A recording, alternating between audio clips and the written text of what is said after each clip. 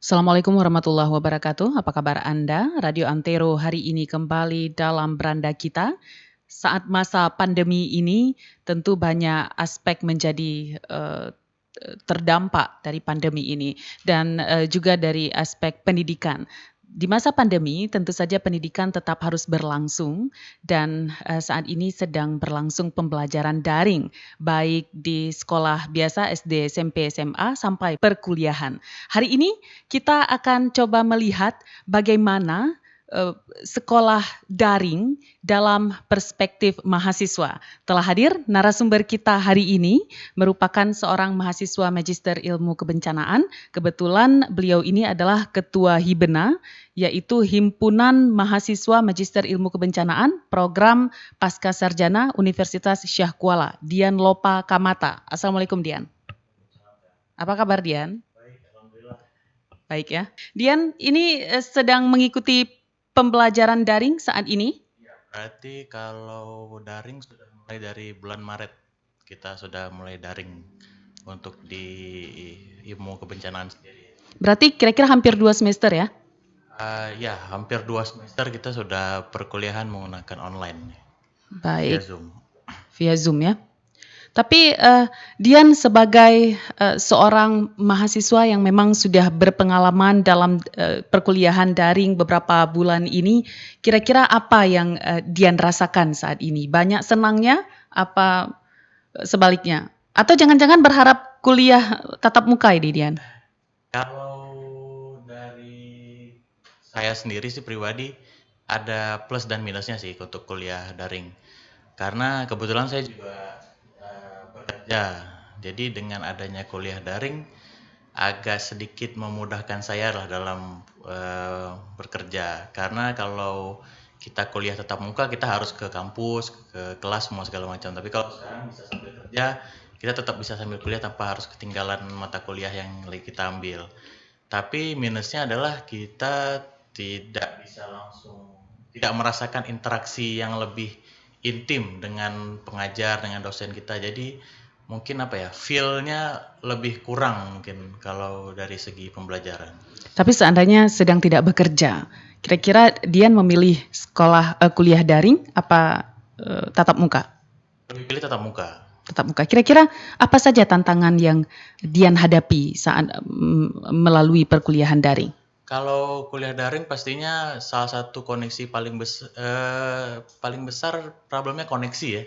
Koneksi Pasti, internet ya? karena apalagi kalau teman-teman yang saat ini mungkin tidak berada di kota Banda Aceh, mungkin ada di daerah-daerah yang lain, ya kondisi koneksinya mungkin tidak sebaik kita yang tinggal di Banda Aceh. Jadi terkadang hambatannya adalah mereka tidak terlalu mendengar apa yang dosen bilang atau terputus atau sering keluar masuk dari konferensinya. Jadi mungkin itu hambatan yang paling besar sih kayaknya. Punya kesibukan sendiri mereka ya. Punya sih bukan sendiri. Kalau Dian sendiri gimana? Kalau saya sendiri sih saat ini mungkin karena dengan situasi yang sekarang memang mengurangi kegiatan untuk bertemu dengan orang lain juga selain untuk ya mengurangi lah atau memutus penyebaran. Saya juga memang kita kan sudah banyak lah pekerjaan yang berkurang karena memang ini kondisinya tidak memungkinkan untuk melakukan tatap muka dengan orang banyak atau berkumpul dengan orang ramai kan. Jadi ya sekarang sibukannya ya tetap dari online, selain kuliahnya online, pekerjaan juga online. Saat ini memang sedang kuliah mata kuliah reguler atau memang sudah mulai tesis? Sekarang sudah semester 3, sudah mulai mengambil, ada beberapa kelas reguler, tapi sudah mengambil seminar. Sudah ngambil seminar, mau tesis ya? Jadi udah mau tesis. Ya, baik. Terus kira-kira teman-teman banyak tidak yang mengeluhkan terkait pembelajaran daring ini? Kalau dari teman-teman banyak sih yang memang merasa pembelajaran daring ini kurang kurang terasa mungkin apalagi kalau di yang lagi sedang bimbingan karena memang tidak bisa ketemu langsung dengan dosen pembimbingnya. Kalau lewat email atau lewat WhatsApp, lewat aplikasi chat mungkin kurang tersampaikan maksud dari apa yang dibilang sama pembimbingnya. Padahal mungkin dia tanggapannya lain, maksudnya pembimbingnya maunya lain, dia tanggapannya lain karena cuman via tertulis. Tapi kan kalau dia bisa tatap muka langsung, mungkin diskusinya bakal lebih efektif dan optimal. Mungkin sering misunderstanding ya. Misunderstanding, mungkin Suka maksudnya dosen kayak gini, dianya nganggapnya karena cuma lewat baca, oh mungkin ini kayak gitu. Tapi ternyata salah terus. Nah itu juga menghambat progres kita dalam mengerjakan tesis kan jadinya. Baik, apakah Dian dan teman-teman saat ini cukup merindukan kuliah tatap muka? Sangat kalau kita, karena juga kita juga merindukan berdiskusi dengan teman-teman sejawat juga, dengan kolega-kolega, dengan senior-senior, karena namanya kita mengerjakan suatu karya ilmiah sangat membutuhkan banyak pemikiran dan diskusi, dan dengan kondisi yang sekarang itu sangat susah kalau kita harus bertemu. Mungkin karena tempat yang paling gampang untuk bertemu adalah mungkin di kampus, karena pasti semuanya di sana dan kumpulnya lebih enak. Tapi karena dengan kondisi yang sekarang jadinya susah, dan beberapa teman-teman mungkin ada yang kembali ke daerah masing-masing karena takut dengan kondisi Banda Aceh misalnya, atau kondisi dengan daerah sendiri. Mungkin itu sih kalau dibilang rindu karena kan. Mungkin yang udah kembali ke daerahnya masing-masing di daerah itu juga jadi hambatan juga ya, sebab koneksi internet biasa di daerah suka susah gitu Dian ya. Baik. Kuliahnya terus putus kan, nggak kedengeran apa yang mau dibilang dosennya. Artinya Dian dan teman-teman merasa agak kurang efektif ya. Kalau dari segi efektif mungkin terasa kurang, karena faktor itu sudah terbiasa untuk kuliah bertatap muka dengan dosen dan pengajar-pengajar lain-lainnya.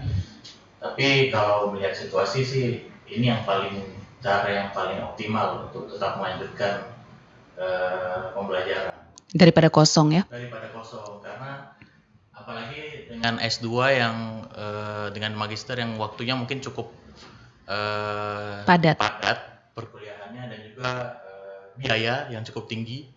Jadi kalau kita terlalu larut tidak menyelesaikan, sangat disayangkan, karena umur juga terus bertambah dan pengeluaran terus keluar dengan banyak. Baik, menurut Dian ini apa pentingnya kehadiran seorang dosen dalam proses perkuliahan? Maksudnya kehadiran fisiknya, tatap muka secara langsung. Apa pentingnya? Pentingnya mungkin ada intimasi dalam diskusi. Jadi diskusi terasa lebih efektif, terasa lebih optimal karena kita dapat langsung melihat dosennya. Jadi seperti yang saya bilang tadi, kita tidak ada miskomunikasi dengan apa yang dia bilang, karena kita bisa dengar langsung intonasinya. Kalau kita kurang jelas bisa langsung tanya maksudnya. Tapi kalau mungkin dari lewat tulisan atau lewat via email, mungkin kita bakal salah paham dengan apa yang dia maksud. Dan kalau bertemu langsung terasa lebih direct, intimasinya situ sih yang penting. Mungkin ada hubungan emosional ya? Emosional mungkin. Satu lagi stress reliefnya juga bisa dapat kan kalau kita ketemu dosen, mungkin karena sambil kita diskusi dia juga bercerita tentang pengalaman dia selama dia menjalani hal yang sama dengan kita, terus dengan contoh-contoh yang dia berikan. Tapi kalau kita dengarkan secara langsung itu bisa jadi motivasi yang lebih banyak bagi kita dalam melakukan penelitian atau mengerjakan tesis. Mungkin Dian sedikit diceritakan terkait Magister Ilmu Kebencanaan ini, kira-kira belajar tentang apa, bagaimana? Untuk Magister Ilmu Kebencanaan sendiri memang dibangun untuk memenuhi kebutuhan ilmu masyarakat dan praktisi ya tentang ilmu kebencanaan. Karena kita tahu sendiri Banda Aceh, Provinsi Aceh adalah salah satu daerah yang terkena dampak tsunami yang cukup luar biasa, sehingga menjadikan daerah Aceh sendiri sebagai salah satu lab untuk ilmu kebencanaan yang paling besar di dunia bahkan. Maka dari itu dibikinlah Magister Ilmu Kebencanaan yang nantinya akan mengeluarkan seorang ahli-ahli dalam ilmu kebencanaan, bukan hanya di tsunami saja atau gempa saja, bahkan di seluruh aspek bencana, termasuk seperti kayak pandemi sekarang. Dan saat ini Dian adalah ketua perhimpunan Hibena. Ya, betul. Sedikit diceritakan tentang Hibena? Oke, Hibena adalah himpunan mahasiswa ilmu kebencanaan. Jadi mungkin di S2-nya atau di level magister di Universitas Syakola sendiri mungkin cuman magister ilmu kebencanaan saja yang mempunyai himpunan mahasiswanya. Dan biasanya dari Hibena sendiri kita bikin program yang menyangkut tentang ilmu kebencanaan seperti evacuation drill dan juga seminar-seminar yang pastinya berkenaan dengan kebencanaan. Untuk seminar-seminar saat ini juga sering dilakukan oleh Hibena ya? Iya, betul. Artinya selama pandemi juga melakukan seminar secara daring? Kalau selama pandemi ini kebetulan kita belum melakukan, tapi kedepannya kita ada project dengan salah satu UPT yang ada di Universitas Syakuala, sekarang sedang dibangun lah idenya. Tapi kalau kemarin memang biasanya kita membantu jurusan untuk mungkin seminar. Karena juga teman-teman kita dari banyak daerah, jadi kalau untuk membuat seminarnya memang belum dari Hibenanya, tapi biasanya kami gandeng dengan jurusan gitu. Baik, Dian berbicara mengenai Magister Ilmu Kebencanaan, juga berbicara mengenai pembelajaran terkait bencana dan juga kadang-kadang suka turun ke lapangan. Ya, betul. Ya, di masa pandemi ini bagaimana Dian kira-kira apa solusi yang diberikan oleh kampus agar tetap bisa kuliah lapangan? Atau mungkin jangan-jangan dinihilkan ini kuliah lapangannya? Kalau untuk kuliah lapangan memang kami mengurangi untuk kuliah lapangan, apalagi waktu awal-awal pandemi terjadi. Namun teman ada juga yang membantu seperti dari alumni dan juga kolega-kolega di ilmu kebencanaan, mereka tergabung juga ke dalam Satgas COVID-19. Jadi kami juga menganggap kontribusi yang kami berikan untuk menjadi salah satu tim Satgas adalah pengalaman field work juga, field study juga untuk jurusan sendiri. Tapi memang sebagaimana kita ilmu kebencanaan, maksudnya bencana kan bukan hanya bencana alam, maksudnya pandemi juga termasuk bencana yang non alam. Selayaknya seorang yang mempelajari tentang kebencanaan tersebut, baiknya kami bukan yang menambah masalah. Jadi memang kami harus jadi pionir dalam menunjukkan contoh kalau tindakan yang benar dilakukan sewaktu bencana. Baik, Magister Ilmu Kebencanaan saat ini sedang melalui proses belajar mengajar secara daring. Tentu saja tidak hanya Magister Ilmu Kebencanaan, juga di jurusan-jurusan lain juga demikian. Tapi jika di Aceh, menurut Dian, apakah Aceh sudah cukup siap dengan metode pembelajaran daring, mungkin dengan koneksi internetnya atau apa? Oh, oke. Kalau terkait itu mungkin kalau dilihat dari daerah, mungkin untuk yang berdomisili di Banda Aceh, mereka mempunyai kapabilitas untuk melakukan kuliah online. Namun yang kita sayangkan adalah teman-teman kita yang kuliah baik itu S1 walaupun S2 yang berada di tempat yang atau daerah yang cukup terpencil, cukup jauh. Itu karena kita sayangkan mungkin dari segi koneksi dan juga memang mungkin dari segi ekonomi juga tidak mempunyai kemampuan yang cukup untuk melakukan kuliah daring. Kalau dibilang siap atau tidak siap, 50-50 mungkin. Tapi kalau dari biaya nampaknya dapat ini ya, kuota gratis dari Kemendikbud. Iya. Dapat nggak kira-kira, Dian? Kalau kita masih dapat. Dapat ya? Magister juga masih dapat. Tapi problemnya adalah mungkin teman-teman yang mereka yang kurang mungkin dari segi gadgetnya, gawainya. Karena mungkin mereka juga handphonenya mungkin sudah tidak sanggup untuk menginstal aplikasi yang harus ada, atau mungkin laptopnya juga bukan laptop yang terlalu high tech sekali sampai bisa melakukan itu. Mungkin problem di situ. Satu lagi juga koneksi, misalnya seperti daerah-daerah yang sangat jauh, seperti misalnya kayak teman-teman yang di Aceh Singkil mungkin mereka koneksinya lebih sulit, atau kayak teman saya ada yang di Nagan Raya, kalau sudah hujan koneksinya sudah sulit dan tidak kedengaran lagi apa yang dosen bilang. Maksudnya itu sangat disayangkan karena eh, yang kita cari di perkuliahan adalah apa yang diberikan oleh dosen, walaupun memang tidak semua ilmu yang kita dapatkan hanya dari dosen, tapi at least apa yang dibilang oleh dosen adalah bisa jadi basis kita dalam mencari ilmu yang lebih banyak gitu. Baik, menurut Dian apakah saat ini sudah saatnya universitas di Aceh memberlakukan pembelajaran tatap muka? Karena begini Dian, kita melihat sekarang yang daring itu hanya soal seminar, belajar mengajar, begitu-begitu saja. Tapi di warung kopi orang masih tetap duduk, tidak Ya, daring gitu kan, betul. tidak jaga jarak juga.